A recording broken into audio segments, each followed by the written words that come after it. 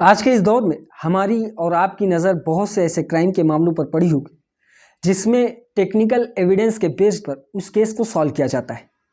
यानी सर्विलांस या CDR, call detail record और बहुत से ऐसे टेक्निकल फुटप्रिंट जो क्रिमिनल छोड़ता है, उसी के बेस पर पुलिस इस केस को सॉल्व करती है। लेकिन आज के इस कहानी में, आज के इस केस में आप देखेंगे कि यहाँ पर कोई भी टेक्निकल एविडेंस ना होने के बावजूद पुलिस बारीक से बारीक चीज़ों पर ध्यान देकर और मैन्युअली जांच करके इस केस को सॉल्व करती है और क्रिमिनल तक पहुंचती है और उसके बाद इसके पीछे की सारी कहानी सबके सामने रखती है। आज की ये कहानी, ये मामला महाराष्ट्र के पुणे का है। महाराष्ट्र के पुणे में एक तहसील है, तवसी तहसील। इसी तवसी तहसील के हद में एक गांव आता है, इंदापुर। इंदापुर गांव एक बेसिकली एक छोटा गांव है। इसी गांव में एक शमशान घाट है। असल में 26 नवंबर को कुछ लोगों की नज़र इसी शमशान घाट पर पड़ती है, जो कि इंदापुर गांव का शमशान घाट था। शाम के वक्त वो ये देखते हैं कि शमशान घाट में एक चिता जलाई जा रही है।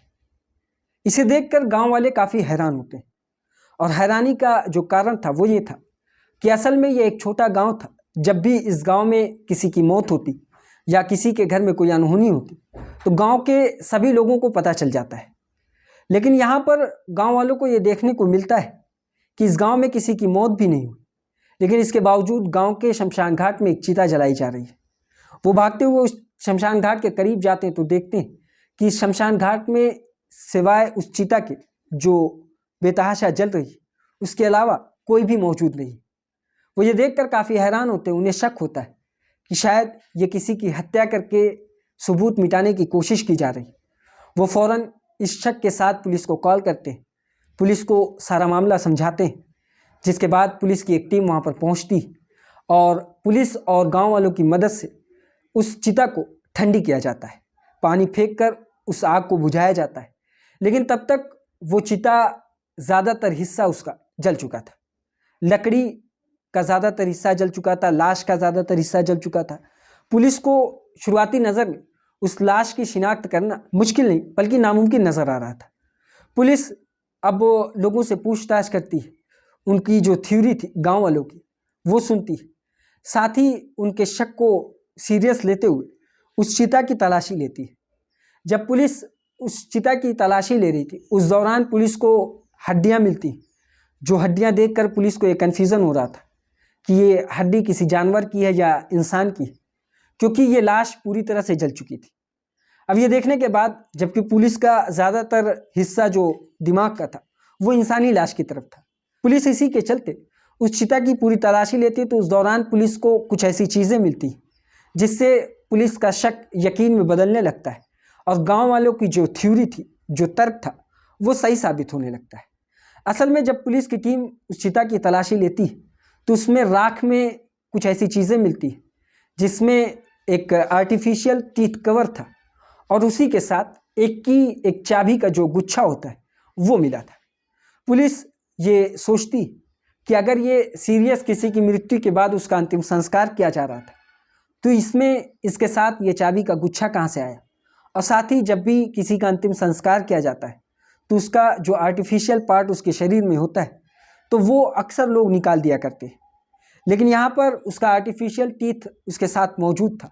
तो पुलिस को ये शक यकीन में बदलने लगा कि ये लाश कोई अंतिम संस्कार या किसी की मृत्यु के बाद सीरियस अंतिम संस्कार नहीं किया जा रहा है, बल्कि ये सबूत मिटाने की कोशिश की जा रही है। पुलिस इसी के चलते अब बॉडी को पोस्टमार्टम के लिए भेजती है और साथ ही मौके का मुआयना करती है, वहाँ पर और भी एविडेंस तलाशने की कोशिश करती है।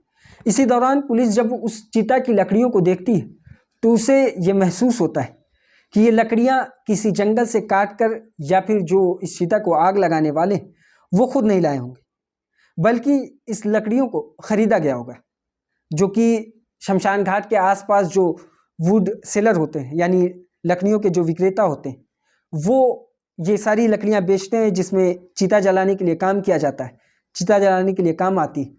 इसी के चलते पुलिस अब ये फैसला करती कि आसपास जितने भी वुड सेलर हैं, यानी लकड़ियाँ बेचने वाले, उनसे पूछताछ की जाएगी। इसी के सिलसिले में पुलिस गांव के आसपास जितने भी लकड़ियों के बेचने वाले लोग थे उनसे पूछताछ करती।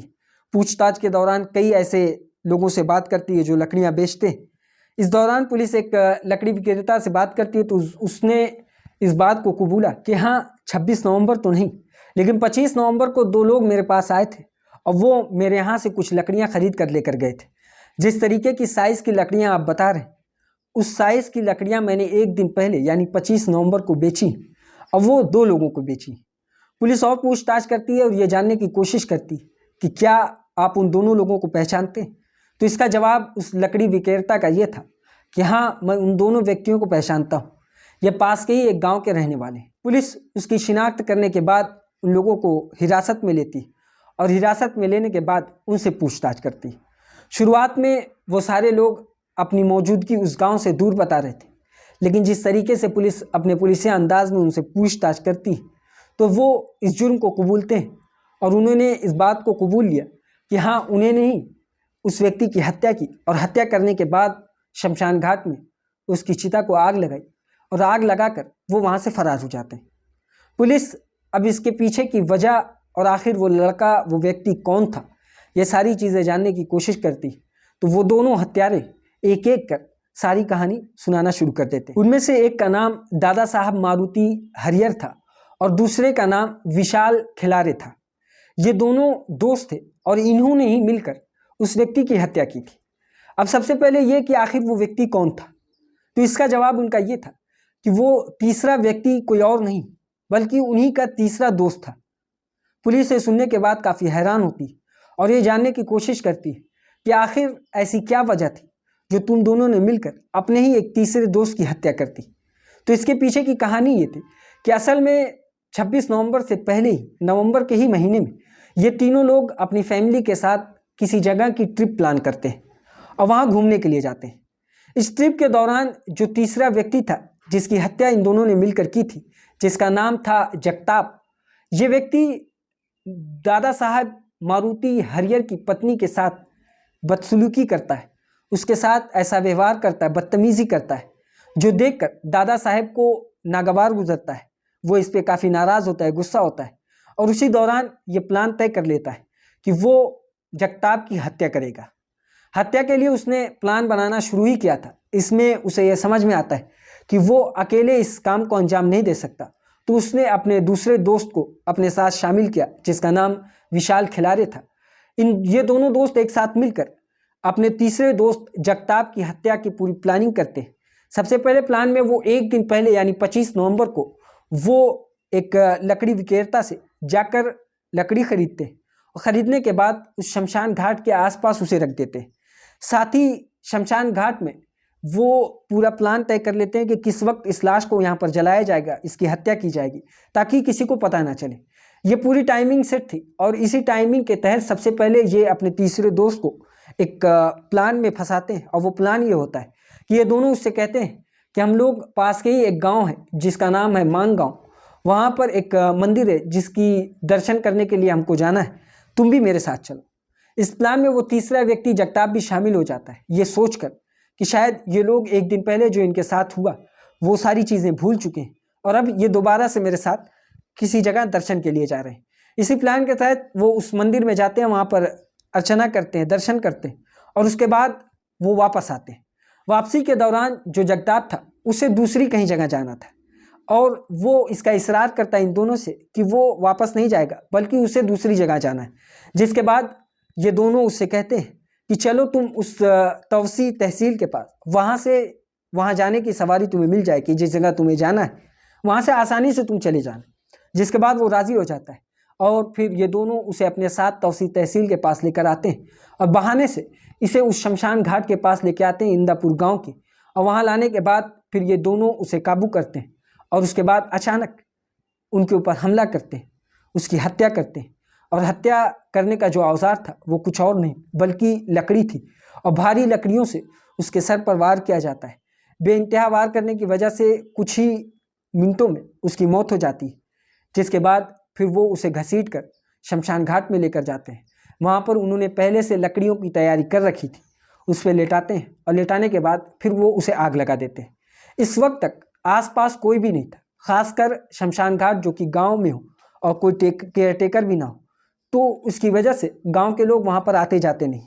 एक अलग उनकी मान्यता भी होती है जिसे बहुत से लोग अंधविश्वास भी कहते हैं, बहुत से लोगों की मान्यता होती है कि ये सच है। इसी के तहत गांव के लोग वहां आना जाना कम करते हैं। इस टाइम ये तीनों वहां पर रहते हैं, जिसमें एक की हत्या होती है। 2 लोगों ने मिलकर उसकी हत्या की और शमशान घाट पे लेकर जाकर अर्थी पर उसको लेटा दिया। चिता पर लेटाने के बाद फिर ये लोग आग लगाने के बाद वहाँ कुछ देर खड़े रहते हैं। इस दौरान वो जब ये देखते हैं कि आग की लपट ज़्यादा तेज़ हो चुकी है, तो वो ये समझ चुके हैं कि अब इसका बचना मुमकिन नहीं। इसके पीछे की वजह ये है कि इसकी बॉडी के एक एक पार्ट्स जल जाएंगे और कोई सबूत भी नहीं होगा। लेकिन इस दौरान उन्हें यह एहसास होता है कि गांव के कुछ लोगों की नज़र यहाँ पर पड़ चुकी है, चिता पर जो आग जल रही इस पर पड़ चुकी और वो शायद यहाँ पर पहुँच जाए। इसी के चलते कुछ मिनटों पहले ही जब गांव वाले वहाँ पर पहुँचते हैं, उससे कुछ मिनटों पहले ये वहाँ से फरार होते हैं और वहाँ से फरार होने के बाद ये अपना मोबाइल स्विच ऑफ कर लेते हैं। जब उस लकड़ी विक्रेता से इनका पता चलता है तो पुलिस इनके नंबर पर ट्राई करती है, लेकिन इनका नंबर स्विच ऑफ आता है। जिसके बाद अपने मुखबिर के ज़रिए और बाकी पुलिस फोर्स के ज़रिए इनका पता लगाया जाता है और इसी सिलसिले में पुलिस को कामयाबी में मिलती है। पुलिस इन दोनों को गिरफ्तार करने के बाद पूछताछ करती है तो ये मामला सामने निकल कर आता है और ये मामला हत्या का होता है, जिस पे गांव वालों को शक था, आखिर वही होता है। ये थी आज की कहानी। इसी तरह की और कहानी सुनने के लिए हमारी इस वीडियो को लाइक करें, हमारे चैनल को सब्सक्राइब करें और बेल आइकन को ज़रूर दबाएं।